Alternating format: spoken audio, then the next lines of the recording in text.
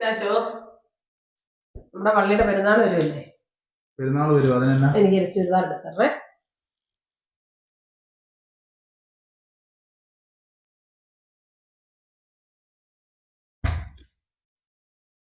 Wedding ആനിവേഴ്സറിയാ.